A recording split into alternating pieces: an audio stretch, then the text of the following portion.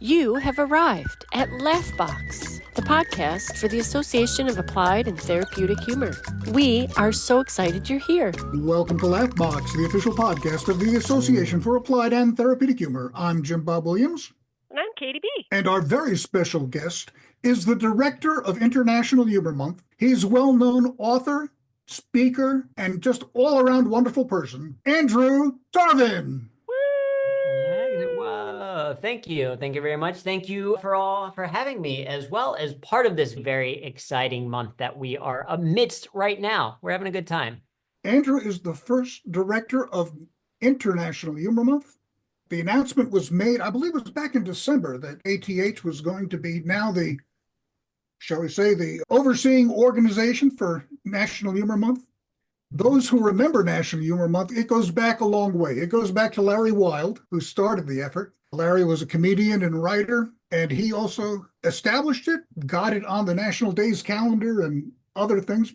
Most people probably know that this event has been going on for well over 50 years. And then he handed the baton to Steve Wilson, whom we will be talking to later this month about the origins.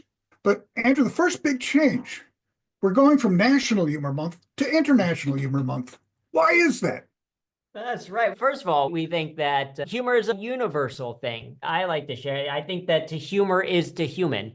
And so it's not just limited to those of us in the US or North America or just one side of the planet. We considered intergalactic Humor Month, but we weren't entirely sure if other planets and other potential aliens out there followed the same calendar as us.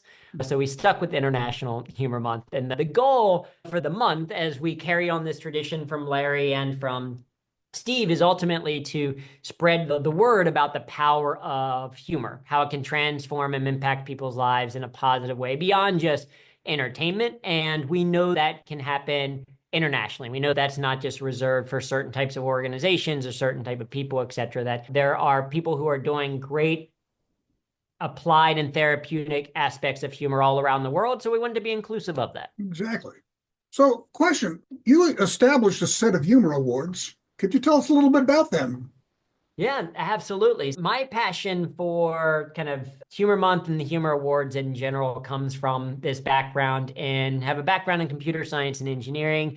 And people are often like, yeah, the funniest of all majors, I'm sure. But I discovered humor as this ability to essentially work better with humans. I was always good with computers, not as good with people. And so my journey started with how do I use humor to better understand people? And being an engineer, having this very kind of practical sense, I was surprised because I didn't learn about humor in any of my business classes or engineering classes.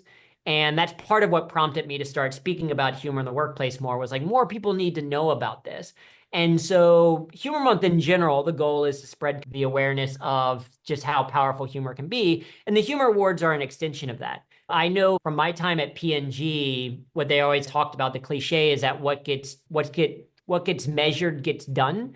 That idea of like when you're tracking something, when you're following something, it's more likely to get done. And when you recognize something, it's more likely to get done. Because anytime you recognize a certain type of people in the organization or certain success measures or whatever, a couple of things happen.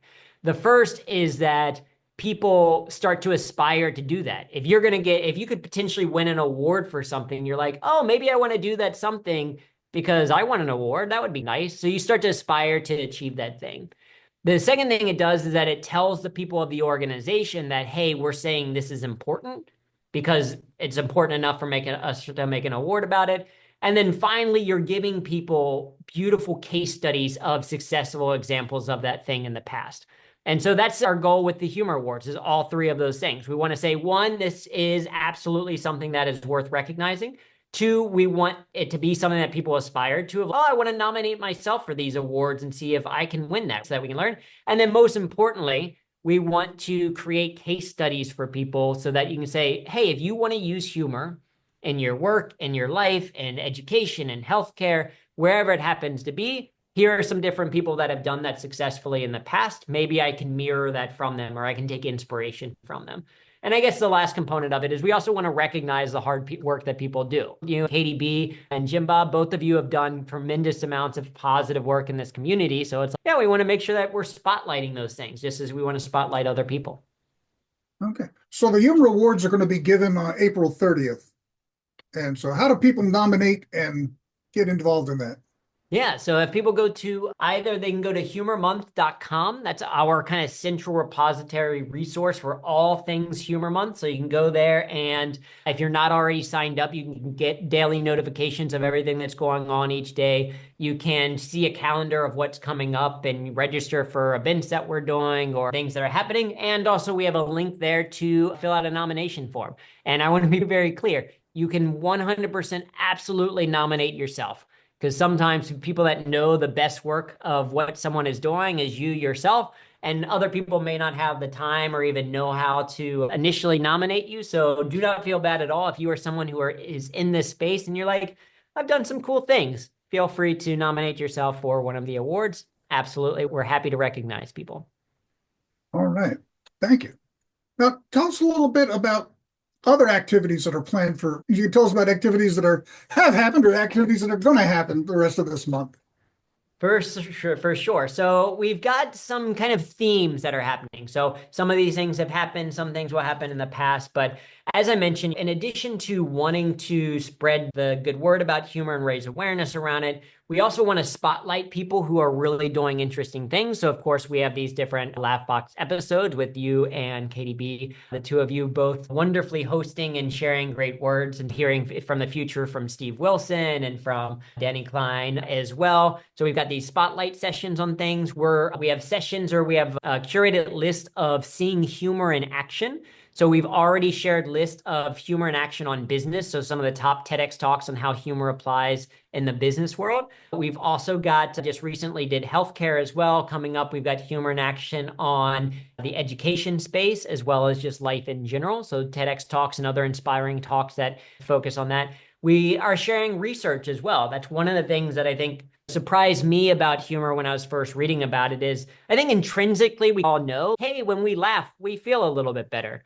But it turns out there's a tremendous amount of research out there in terms of what is actually happening in our body or how it can actually increase or boost our immune system, et cetera. And so we're sharing research every Sunday about different things. So we've talked about how humor has helped to build more positive personal relationships. We have coming up, we're going to talk and explore a little bit the intersection of humor and religion and some of the research as well. That is not just that is the thing that kind of is transpired throughout history. So we've got that. And then we've also got some incredible virtual events. One of the things we want to do with Humor Month is help anyone build their skill of humor across a couple of different capacities. So we've had a few workshops already, have a few more workshops coming up where you can practice this particular skill in a way and also make some like-minded people in the community. And then the last kind of style of things that we've been doing and are doing that I'm really excited about are the impact challenges, because our hope is that Humor Month is a catalyst to sharing more humor in the world, right? Because there's a number of fantastic humor practitioners that are already doing that through AATH. How do we spread that to more people as well to do things? And we've got these impact challenges of just, hey, can you smile at a stranger or can you tell someone a joke is coming up later in the month, which might be scary for some people, but it's all about what are these small micro steps we can make to share a little bit more levity in the world. KDB is the subject matter expert on bringing joy to people in unexpected places. Yep. For full disclosure, Katie is also the chair and president of Joy First, which brings joy to odd places like Walmarts and Golden Corrals. Yes. Yeah. And I think in many ways, from early conversations, that type of thing was like a source of inspiration for these impact challenges. And I don't know if I'm allowed to as a guest, but I would love to ask KDB a little bit about kind of the source of inspiration and the type of impact that she's seen on those small moments. Because I think sometimes people will think of, oh, I got to do something big or grandiose. What Right. impact have you seen on these simple kind of joy first moments like that? So let me just say that a lot of the audience has already heard quite a bit about Joy First, but Joy First was inspired by the division created by politics and COVID. So my first inspiration was to thank the people who made it through COVID while that was happening. The grocery workers who got abused and spit on, the doctors and the nurses who helped people and took risks, fire and police, and then random store workers wherever. And they've affected over 6,000 people in the last 3 years individually by surprising them wherever they are with a standing ovation, a little bit of humor, a little card that says, "Thank you for being alive today," messages about how they matter, that what they've done has made a difference, and they deserve acknowledgement and recognition that they may not have gotten from their workplace or from people out at large. And it's proven to make a huge impact. I start with a, "Can I give you something?" with a little 3D printed joy little thing, and they look at me skeptically like I want something from them, and I repeat, "I'm just here to give you something."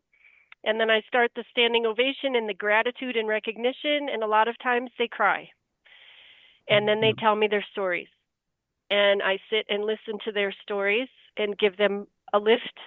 And then the idea is that it shakes them out of their rumination, their worries, their normal, whatever they're thinking about, and reminds them to get present, because it instantly we are present. And then they are sharing with me something.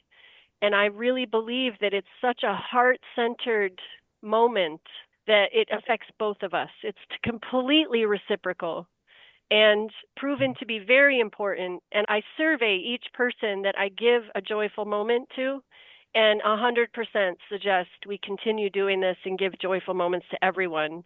And I'm currently live on TikTok 6 to 7 days a week, offering uplifting moments on TikTok to people around the world.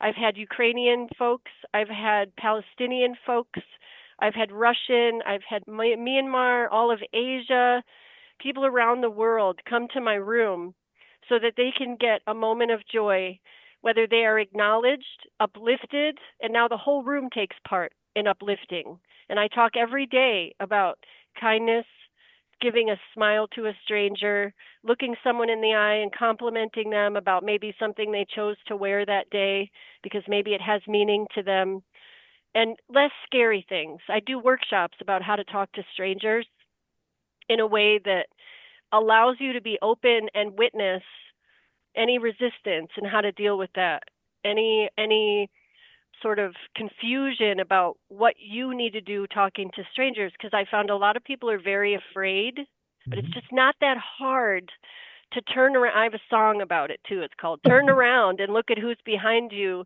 They're just like you." And everyone's going through something they're not talking about. And this is just a very small moment of levity with a little bit of a gift that turns into this big, huge event. Yeah, I love it. I think it's such a great way to impact a lot of positive people in a very small way. And so tomorrow is an impact challenge day of complimenting a stranger. And KDB, I would be curious if you can share, like, I'm one of those like somewhat scared. And the ones that we've done so far, we did smile at 10 strangers in a day. That's relatively easy because it didn't require much of me. We did send a thank you message to people, and that's, you typically know a person you're sending a thank you message to, so sometimes feel a little bit easier. Tomorrow scares me a little bit because it's compliment a stranger. So any tips for the people out there like me that are like, how do I get over that initial like hump or fear of talking to someone? My first reaction is put your ego away, because ego is where the fear comes from. It's a survival mechanism. It's if I do this, it's scary. They're going to hurt me. They're going to be mad at me. That's all ego. And so when you think about the person in front of you with empathy, in the grocery line, or the checker. I do this all the time for the people at the checkout counter that are checking me out at the grocery store. That person's working and they're not acknowledged, complimented, even thank you throughout the day. People are just trying to get their stuff done. If you take a minute and you go, "Thanks for showing up to work today. I really appreciate you." And they'll be like, "What?" The first reaction is usually, "What just happened?" and then you can say, "I really like the glasses. I really love your smile," because they'll smile after the shock. They'll smile. "I love your smile. Keep doing that. I hope your day is amazing." You can talk about the day, the eyes, the sweater, the lanyard they wore on purpose because it's something they like, not the work lanyard, but something else. The shoes people choose sometimes are really important to them. It's like just realizing, getting out of our own way and looking out and saying, you know, I had this lady, for example, who was in a wheelchair, one of those scooters, and she was probably in her late 80s, and she looked amazing. And it was hard not to say something to her. And so I complimented her on her sparkly shoes, and then we had a full-on conversation. And if that's the other thing, you need to be willing to have the after conversation and be able to listen. And again, that's still the same thing. Let's put our egos away. Let's focus on that person. And what you find is your heart. You'll feel it. Your heart will open a little bit, and their heart will open a little bit. And you'll meet somewhere in the middle, and both of you will actually have an amazing result together. So just get out of your way and think about the other person. And remember, everybody's going through something they're not talking about. Every single person on the planet. And that moment is just what they needed. Yeah, which is beautiful. And I think that is so in line and with the spirit of AATH as an organization, and also Humor Month, is that the impact isn't going to happen necessarily at, oh, here's one really popular talk that people watch, or one video that they see, or what are the individual people doing? And if you can be that person that gives a gift of a smile or laughter to one person, 10 people, whatever it happens to be, it's already spreading. And that's the goal kind of the month. And I think what's really interesting and why I think it's such a really cool opportunity to spotlight, and why AATH is the perfect steward of Humor Month going forward, is just the variety in which humor impacts people, right? Because KDB just gave a wonderful example of things that she's doing and has been doing for a long time about this. And Jim Bob, I know your approach and your style is, every time I see you almost, it seems, oh, you've got a different pun or play on words that we talk about. And that always makes me laugh or smile. And coming up, we're going to have sessions on laughter yoga, which is, to be perfectly honest, not an area that I ever spend much time or do much, but the impact that it can have, especially at a physiological level for people on the therapeutic level, is incredible. And then you have people like me who sit in the improv and stand-up world, very corporate focused, and you have people that do this type of incredible work for education and for working with kids and all that. And so that's what I think is so beautiful about Humor Month, is that you can start to learn about all these different applications and aspects of humor, and then hopefully you find the ones that you're connected to, that you're drawn to, and then you join our AATH if you're not already a member, because then you're like, yeah, I want more of this type of thing, and you get connected. That's the beauty, I think, of International Humor Month. I do have to warn you, though, that it's not going to work with everybody. The other day I was at the checkout, and I tried to compliment the checkout clerk, and I got angry with me, called security over, had me thrown out of the store. And Not what really true. Not true. And what really ticked me off was I was at the self-checkout line at Walmart. It was awful. There it is. There it is. I was like, I'm wait, sorry. did this really happen? What happened? Oh, no. Yeah, no, I will say in 6,000 people, I've been turned down 3 times in 3.5 years. One person had a hangover. They were out partying, and they shared that information with me. And I don't remember. I usually remember every little thing. But the other 2 that said no, I allow them to say no and walk on. I'm going to share this other thing, too. I have these little tiny lights. They fit in balloons, and they're called neoloons or something like that. Tiny light with a little tab that you can remove, and the light turns on. Mm-hmm. And I've done short, I call them hit and run, joyful moments where, here, have a little light. And they smile and they look at me, what's that for? And I say, just a little light. That's all it is. Just a little light. And I am a laughter yogi, by the way, as well.